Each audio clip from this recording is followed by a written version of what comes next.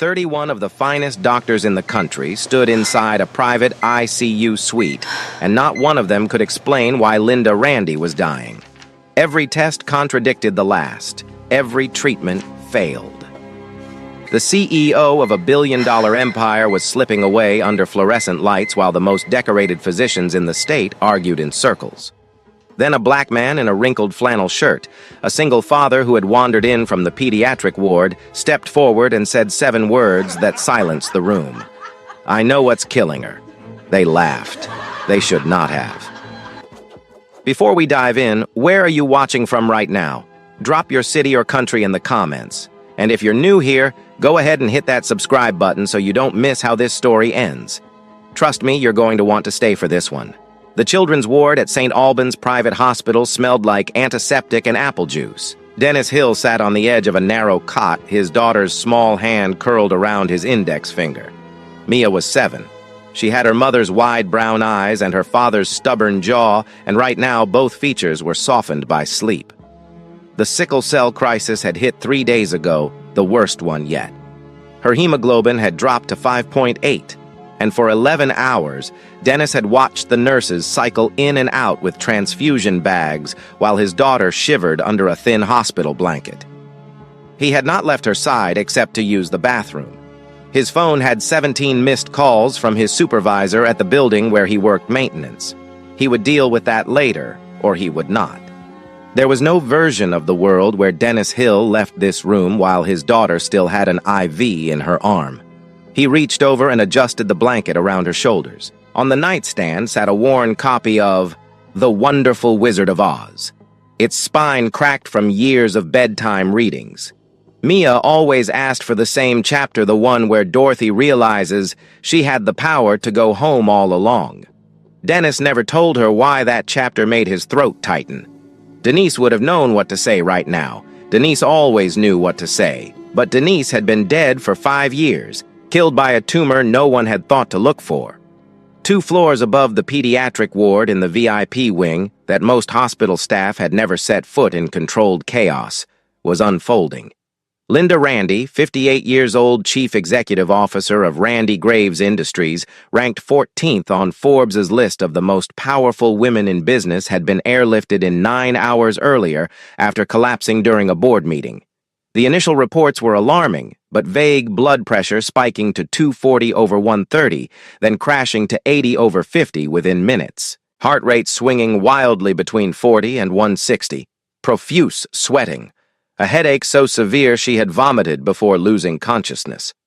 The VIP suite looked less like a hospital room and more like a luxury hotel that happened to have medical equipment. Marble floors, a sitting area with leather chairs, a window overlooking downtown.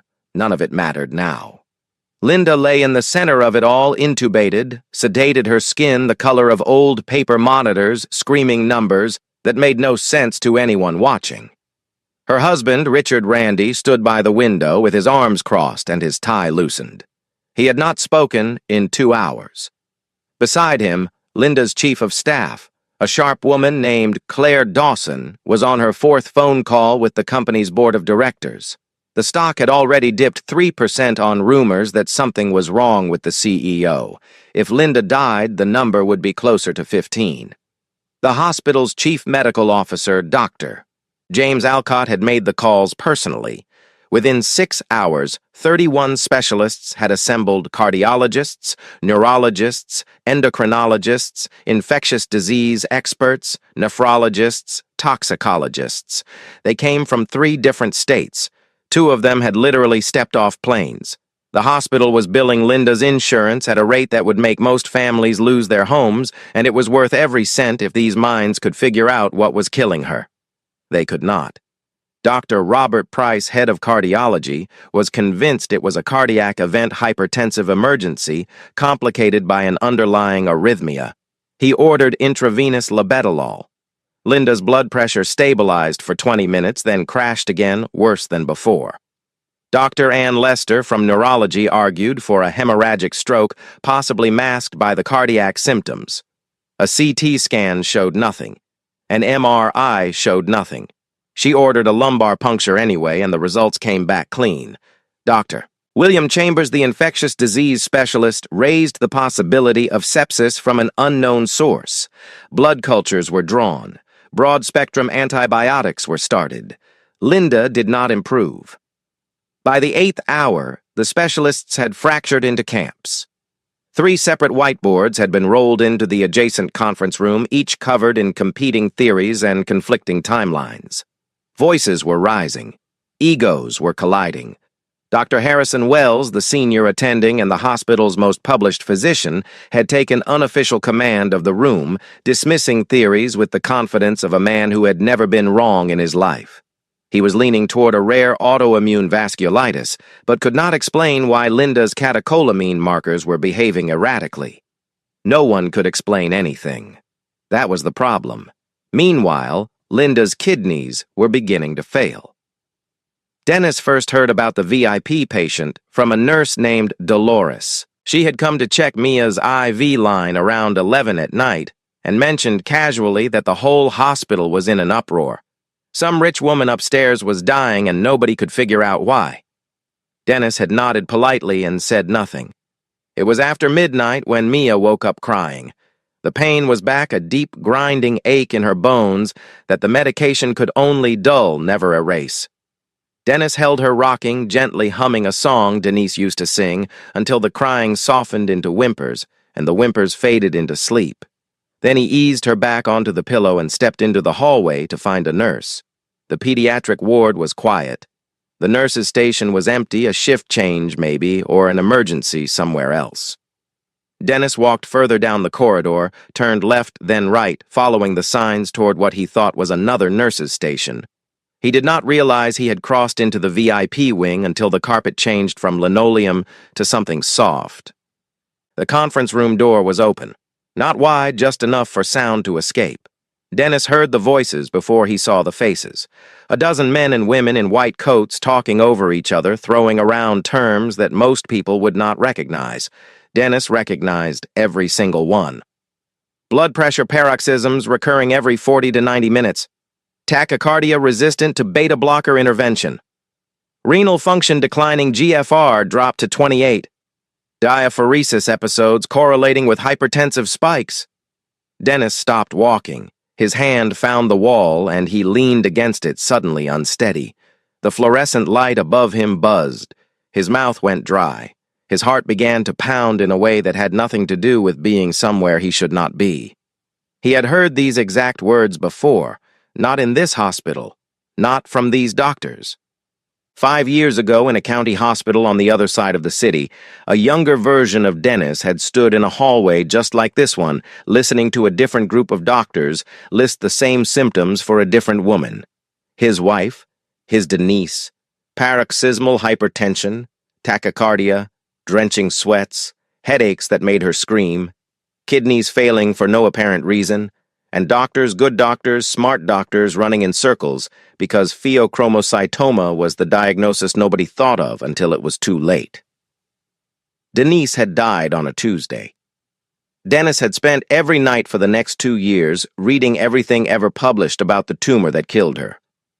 Not because he planned to go back to medical school, he had abandoned that dream when Mia needed a full-time father. He read because the knowledge was the only thing that made the grief bearable.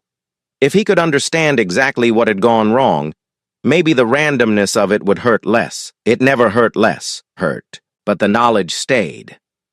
Now standing in the hallway of St. Albans Viv IP wing at 12:40 in the morning, Dennis heard the ghost of his wife's illness speaking through the symptoms of a woman he had never met. And he knew with the certainty of someone who had earned his understanding through the worst kind of tuition exactly what was happening inside that room. He also knew that if he walked away, there was a very good chance Linda Randy would die the same way Denise had. Dennis stood there for a long time. His hands were trembling. Every rational part of his brain told him to turn around, go back to Mia, stay in his lane. He was a maintenance worker, a single dad, a black man standing uninvited in the most expensive wing of a hospital that had never been designed for people like him. But Denise's face was right there behind his eyes, and it would not leave. He pushed the door open. The room held 14 people, a fraction of the full 31, the rest monitoring from adjacent rooms or reviewing scans remotely. They all turned. 14 pairs of eyes landed on Dennis, his faded flannel shirt, his worn jeans, his work boots still flecked with paint from a job 3 weeks ago. He looked like he had wandered in from the maintenance closet, which in a sense he had. Dr. Harrison Wells spoke first. "Sir, this is a restricted area. Are you lost?" Dennis looked at the whiteboards, at the lists of symptoms, at the crossed-out diagnoses and the question marks and the arrows pointing nowhere. Then he looked at Dr. Wells. "I think I know what she has." Silence. The kind that comes before laughter. It came. A short, incredulous breath from Dr. Price. A smirk from a resident in the corner. Dr. Wells tilted his head as though Dennis had told a joke in a language he did not quite speak. "I appreciate the concern," Wells said, his voice carrying the practiced warmth of a man accustomed to dismissing people without appearing rude. "But we have the situation under control. If you could step outside, security will escort you back to wherever you need to be." "You don't have it under control," Dennis said. His voice was quiet, steady. "You've been treating her for 9 hours and she's getting worse. I know what this is because I've seen it before." Wells's warmth evaporated. He nodded to someone near the door. Within 30 seconds, a security guard appeared. Dennis felt a hand on his arm. "Sir, you need to come with me." Dennis looked back at the whiteboard one last time as he was led out. The numbers stared back at him. The answer was right there, written in symptoms that any third-year medical student would have caught if they had ever watched someone die from it. The door closed behind him. But Dennis Hill was not done. The security guard walked Dennis back to the pediatric ward without a word. At the double doors separating the VIP wing from the rest of the hospital, the guard stopped, pointed down the corridor, and said, "Stay on this side." Then he turned and left. Dennis stood in the empty hallway. The fluorescent lights hummed overhead. Somewhere behind him, a child was coughing in one of the rooms. Somewhere above him, a woman was dying from a disease he could name, but no one would let him speak. He went back to Mia. She was still asleep, her breathing shallow but steady, the IV drip, catching the light from the hallway. Dennis lowered himself into the chair beside her bed and pressed his palms against his eyes. His mind would not stop. The symptoms kept cycling through his head like a song he could not turn off: paroxysmal hypertension, tachycardia, diaphoresis, the classic triad, all of it pointing to the same answer that had come too late for Denise and was running out of time for Linda Randy. Morning came gray and cold through the window. Mia woke up around 7, groggy but smiling, and asked for scrambled eggs. Dennis flagged down a nurse-ordered breakfast for her and sat on the edge of the cot while she ate. He told her a story about a brave girl who traveled through a magic hospital where all the walls changed color depending on your mood. Mia laughed. It was the best sound in the world. By 8:30, he could not sit still anymore. He told Mia he was going to get coffee and stepped into the corridor. His plan was simple: find anyone on Linda Randy's medical team who might actually listen. He did not have credentials. He did not have authority. But he had something none of those 31 doctors had, and it was burning a hole through his chest. The first attempt failed before it started. Dennis approached the information desk near the VIP wing entrance and asked to speak with someone on Mrs. Randy's care team. The receptionist, a young woman with perfect posture and a polite, immovable smile, asked for his name and affiliation. When Dennis said he was a parent from the pediatric ward, her expression shifted into something he recognized immediately. It was the look people gave when they were about to say no while pretending they were saying something else. "I'm sorry, sir. Only authorized personnel and family members are permitted access to patient information. I can direct you to the general inquiry desk if you'd like." Dennis tried again at the nurses' station on the 3rd floor. Same result. Different face, same wall. A male nurse looked him up and down, the flannel shirt, the work boots, and asked if he was looking for the facilities department. It was not cruelty. That was the thing Dennis had learned long ago. Most of the time, it was not even conscious. People simply looked at him and made a calculation based on what they saw, and what they saw was a black man in cheap clothes who obviously did not belong in the expensive part of the building. The calculation happened in less than a second. The conclusion was always the same. He was walking back toward the pediatric ward, frustration tightening his jaw, when a voice behind him said, "You're the one from last night." Dennis turned. A young woman in a white coat stood a few feet away, a tablet tucked under her arm. She was maybe 30, with dark blonde hair pulled back in a ponytail, and the kind of tired eyes that came from too many overnight shifts. Her badge read, "Dr. Sarah Brooks, internal medicine resident." "I saw them escort you out of the conference room," she said. Her tone was not hostile, but it was not warm either. It was careful, the voice of someone gathering information before deciding what to do with it. "You told Dr. Wells you knew what was wrong with the Randy patient." "I do," Dennis said. Dr. Brooks studied him. Based on what, Dennis told her the truth. He told her about Denise not dramatically not looking for sympathy, just the facts laid out the way you lay out a case history. His wife had died 5 years ago from an undiagnosed pheochromocytoma. The symptoms Linda Randy was presenting were identical, and the labetalol they had started was not just failing, it was actively making things worse by blocking beta receptors without addressing the alpha-mediated vasoconstriction, creating a dangerous cycle of hypertensive surges followed by hypotensive crashes. That was why Linda's kidneys were failing. She was being whipsawed to death, and the medication they chose was accelerating it. When he finished, something had shifted in Dr. Brooks' expression, not pity, not belief, but the recognition that the man standing in front of her was not delusional. He might be wrong, but he was not delusional. She was young enough to know she did not know everything, and old enough to recognize that the 31 experts upstairs had not produced a single working answer in nearly 20 hours. She was also a resident the lowest rung on the ladder, which meant that if she brought Dennis's theory to the attending physicians, and it turned out to be nonsense, her career would take a hit she could not afford. And if she brought it, and it turned out to be right, some of those attendings would never forgive her for it. "I cannot just walk you into the conference room," she said. "Wells would have me removed from the case." "Then get me to the husband," Dennis said. "He is the one with decision-making authority. If the doctors will not listen, maybe the family will." It took Dr. Brooks 45 minutes. She made 2 phone calls and had 1 quiet conversation in a stairwell with a senior nurse she trusted. At 9:50 in the morning, Dennis found himself standing in a small waiting room on the 4th floor, face-to-face with Richard Randy. Richard looked like a man who had not slept in 30 hours, because he had not. His suit jacket was draped over a chair, his shirt was wrinkled, his eyes were red. Behind him, through a glass partition, Dennis could see the edge of the ICU suite, where Linda lay surrounded by machines. Claire Dawson. Linda's chief of staff stood beside Richard with her arms folded.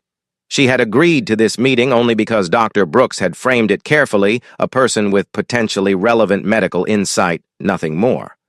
Claire's expression made it clear she expected this to be a waste of time. Richard looked at Dennis the way a drowning man looks at a piece of driftwood, not with hope, but with the desperate willingness to grab anything that floats. "They tell me you think you know what's wrong with my wife," Richard said. His voice was hoarse. "I don't think," Dennis said. "I know. Your wife has a pheochromocytoma, a tumor on one of her adrenal glands. It produces massive amounts of adrenaline and noradrenaline in unpredictable surges. That is why her blood pressure spikes without warning and then crashes. That is why her heart rate is erratic. That is why she is sweating through the sheets. Headache, tachycardia, diaphoresis. It is the textbook triad, and every single one of her symptoms fits." Richard shook his head slowly, not in disagreement, but in confusion. "If it is that obvious, why haven't 31 doctors figured it out?"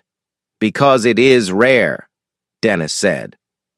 "Most physicians will go their entire career without seeing a single case. And because pheo is a mimic, it looks like a cardiac emergency. It looks like a stroke. It looks like sepsis. Every specialist in that room is diagnosing from their own field. The cardiologist sees a heart problem. The neurologist sees a brain problem. Nobody is stepping back to see the whole picture. And there is something else. Dennis kept his voice level. They put her on labetalol, a beta blocker. In a PHIO crisis, administering a beta blocker without first establishing alpha blockade can cause a catastrophic rebound in blood pressure. It is called unopposed alpha stimulation. It is in every endocrinology textbook. And it is actively making your wife worse right now. The room was silent. Claire Dawson had uncrossed her arms. Richard looked at Dennis for a long time. "Who are you?" "Nobody," Dennis said. "I am a maintenance worker. I am a single father. My daughter is downstairs with sickle cell disease, and that is the only reason I am in this building. But 5 years ago, my wife died of the same disease your wife has right now. The same symptoms, the same misdiagnosis, the same wrong medications. I watched it happen, and I could not stop it. I am telling you right now, you can stop it. But it has to be today. If she goes another 12 hours on this protocol, her organs will shut down, and there will be nothing left to save." Richard turned to Claire. Claire turned to Dr. Brooks, who had been standing by the door. "Is any of this possible?" Richard asked.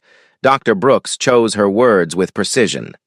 "Pheochromocytoma is consistent with the symptom profile.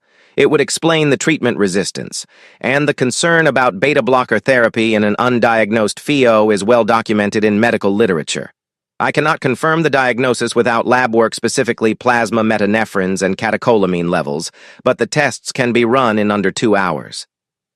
Richard stood up. The driftwood had become something solid. "Get me Dr. Wells," he said, "and get those tests ordered now." The confrontation happened at 10:30 in the conference room where Dennis had been laughed out of 12 hours earlier. This time he had been invited. Dr. Brooks stood beside him. Richard Randy sat at the head of the table. 14 attending physicians lined the walls, and Dr. Harrison Wells sat directly across from Dennis with the expression of a man who had been personally insulted. Wells let Dennis speak for approximately 90 seconds before cutting him off. "With all due respect to your personal experience, Mr. Hill, this is not a diagnosis by anecdote. We have imaging lab work and the collective expertise of 31 board-certified physicians. We are pursuing autoimmune vasculitis, which is supported by the inflammatory markers." Dennis did not flinch. "Her inflammatory markers are elevated because her body has been in a catecholamine storm for over 20 hours. That is a secondary response, not a primary cause. You are treating the smoke and ignoring the fire." A murmur went through the room. Dr. Price, the cardiologist, leaned forward. "You mentioned unopposed alpha stimulation from the labetalol. Walk me through that." Dennis did, point by point. He explained how the beta blocker was lowering her heart rate, but leaving the alpha receptor-mediated vasoconstriction unchecked, creating a dangerous cycle of hypertensive surges, followed by hypotensive crashes. He cited the mechanism. He described the pathophysiology. He spoke the way someone speaks when they have read the same material 1,000 times, not with the polish of a lecturer, but with the bone-deep familiarity of a man who had memorized every word because his wife's life had depended on it. When he finished, 3 of the physicians were no longer smiling. Dr. Price was writing something down. Dr. Wells was not. "This is a waste of time," Wells said flatly. He turned to Richard. "Mr. Randy, I strongly advise against diverting resources based on the speculation of an unqualified individual." Dr. Brooks stepped forward. "The plasma metanephrine test takes 90 minutes. If the results are normal, we have lost nothing. If they are elevated, we have our diagnosis and we may still have time to save her life. The risk of running the test is 0. The risk of not running it—" She let the sentence hang.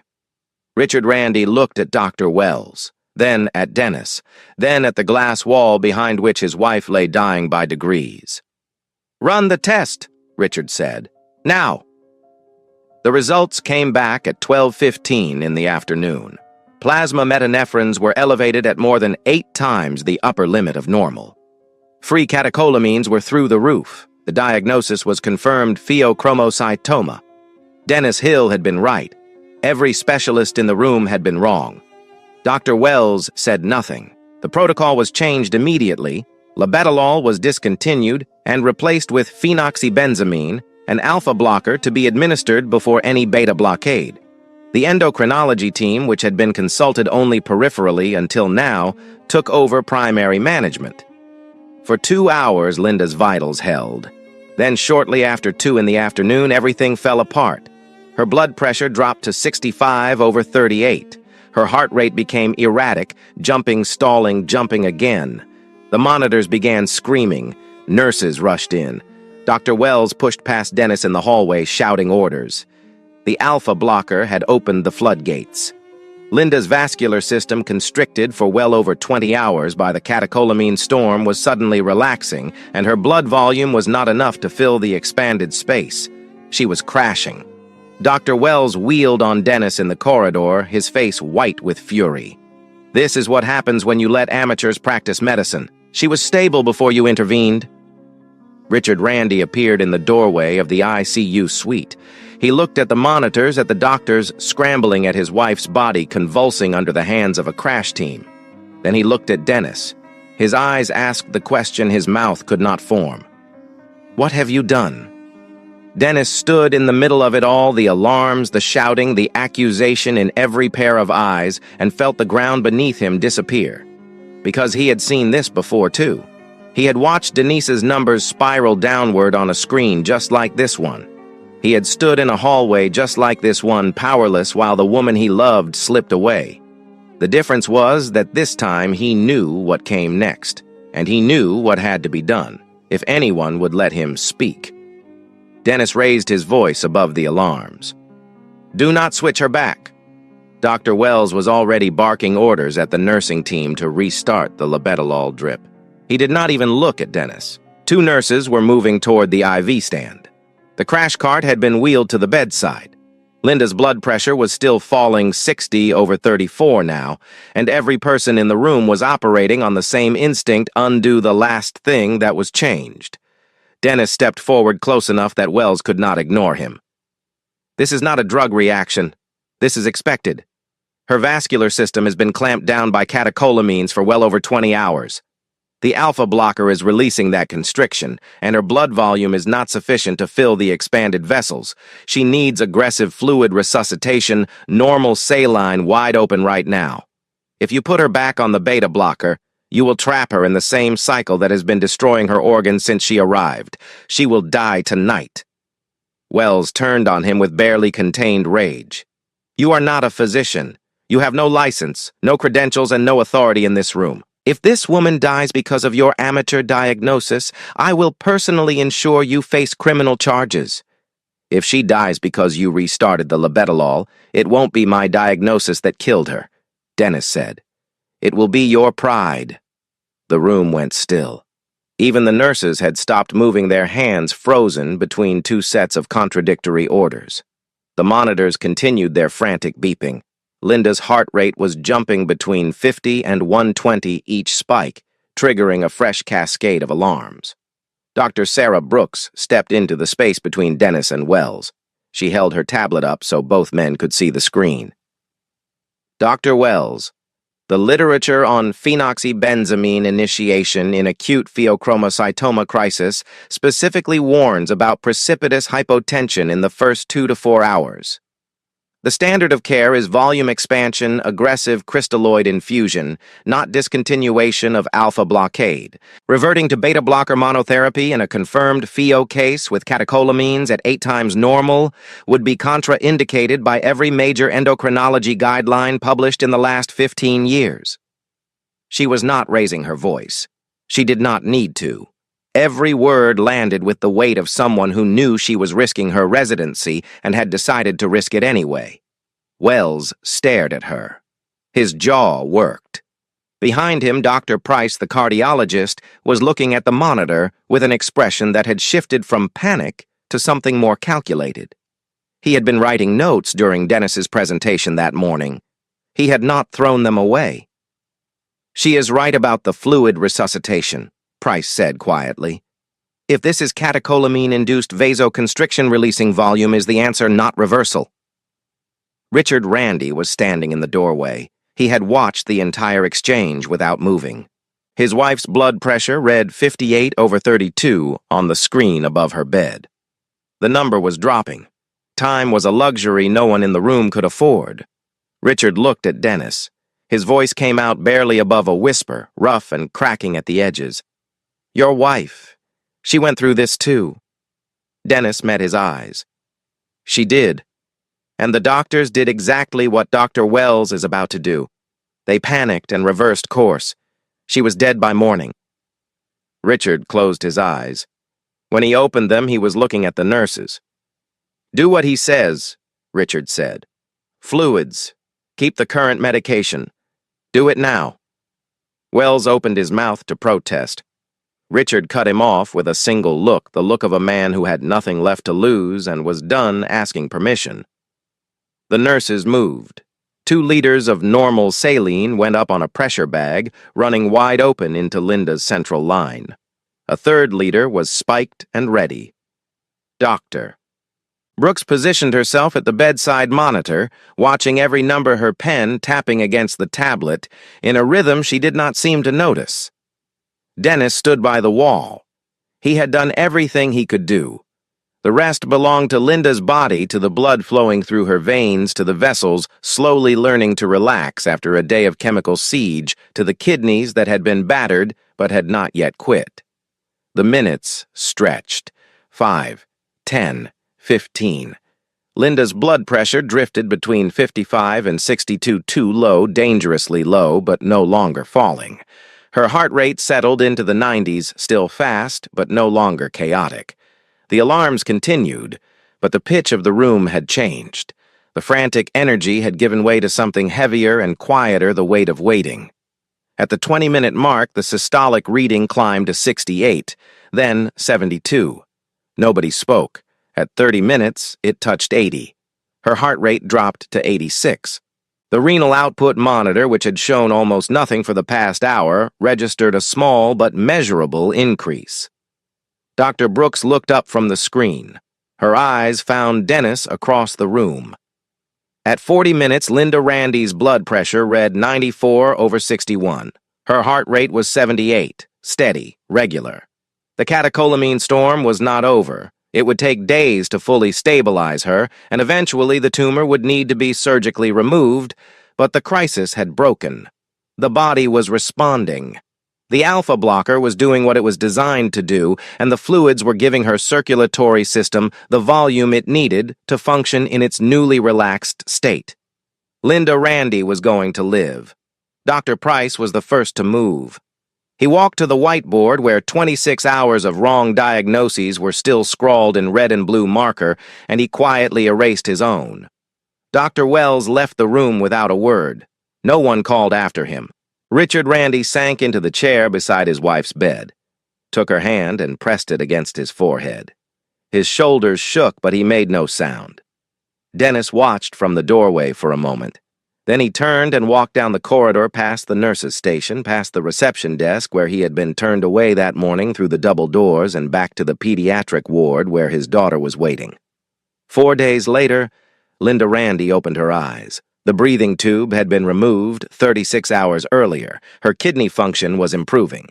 The endocrinology team had mapped the tumor on imaging a 3-centimeter mass on her left adrenal gland, and surgery was scheduled for the following week.